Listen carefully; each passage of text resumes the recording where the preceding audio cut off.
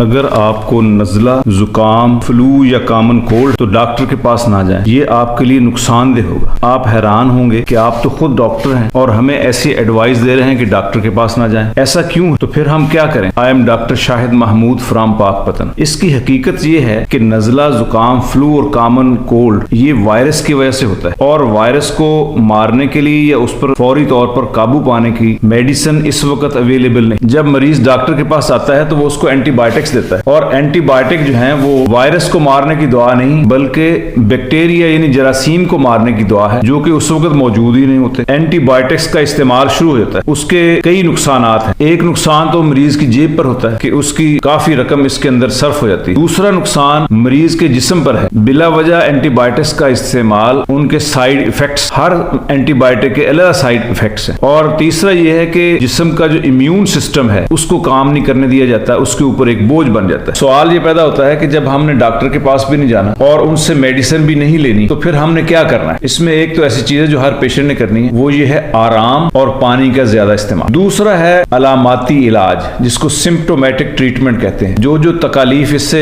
हो रही हैं उनका इलाज। इसमें सबसे पहले जो वो है दर्द और बुखार। इसकी आम मेडिसिन है पैरास्टामॉल, बॉन्स्टान, ब्रूफन, या इसकी हर्बल मेडिसिन भी ली जा सकती है जो बुखार को रोकती है, बुखार रोक वगैरह है, वो हम इस्तेमाल करें। दूसरी चीज है वो छींकें, नजला, जुकाम और खांसी। इसके लिए एंटी एलर्जिक या एंटी हिस्टामीन ये बहुत सारी अवेलेबल है। इनमें कुछ पुरानी भी हैं लेकिन उनके साइड इफेक्ट्स हैं कि उनसे नींद बहुत आती है, जैसे एवल या खांसी के शरबत। उनमें भी पुरानी जो एंटी एलर्जिक हैं और पुरानी एंटी हिस्टामीन है वो होती हैं जिसकी वजह से मरीज को नींद बहुत ज्यादा आती है। फिर उसके बाद जो जदीद हैं जैसे लोरेटिडीन है, इबेस्टिन, फेक्सोफिनाडीन, ये इस्तेमाल हो सकती हैं। इसके साथ नजले, जुकाम, खांसी और छींकों के लिए हर्बल मेडिसिन, इसमें एक बड़ी अच्छी दवाई है हब शिफा। वो गोलियां जैसे आप खाते जाएंगे फौरन आपका नजला जो कम हो जाएगा और अक्सर खत्म भी हो जाता है। और उसके साथ एक बड़ा मशहूर शरबत है तूत स्याह, ये भी गले के लिए और नजले के लिए बहुत अच्छा है। गले की खराश के लिए डॉक्टरी में डिस्प्रीन के गरारे, डिस्प्रीन की एक गोली 1 कप गर्म पानी में डालें और उसके गरारे करें। इसके अलावा हर्बल मेडिसिन भी हैं जैसे मुलट्ठी है, सौंफ, इलायची, अदरक। इनको हम चबा भी सकते हैं, चूस भी सकते हैं। इनका कहवा भी बनाकर पिया जा सकता है। इसके अलावा जो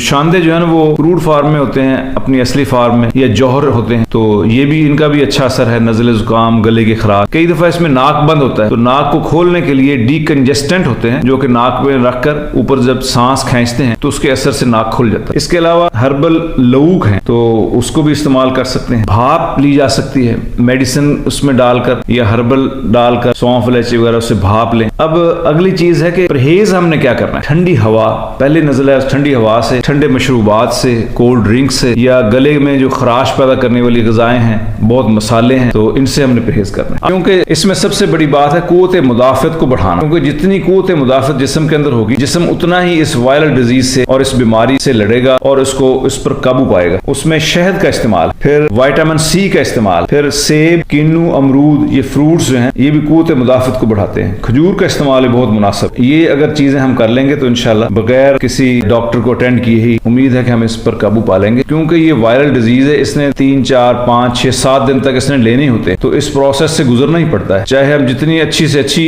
एंटीबायोटिक इस्तेमाल कर ले, उनका तो अव्वल तो उनका असर ही कोई नहीं सिवाय बोझ के। तो जब एक चीज ऐसी है जो वायरल है और उसकी खास ट्रीटमेंट भी डॉक्टरी के अंदर मौजूद नहीं, तो फिर हमें अल्टरनेट के ऊपर और सिम्प्टोमेटिक ट्रीटमेंट ही करनी पड़ती है। लेकिन अगर बुखार बहुत तेज है, तबीयत बहुत ज्यादा खराब और कमजोर हो रही है, सांस की तकलीफ हो रही है और तबीयत दिन ब दिन और लहजा बलहजा बिगड़ती जा रही है, इस सूरत में डॉक्टर से राब्ता करना बहुत जरूरी है। Thanks for watching. Allah Hafiz.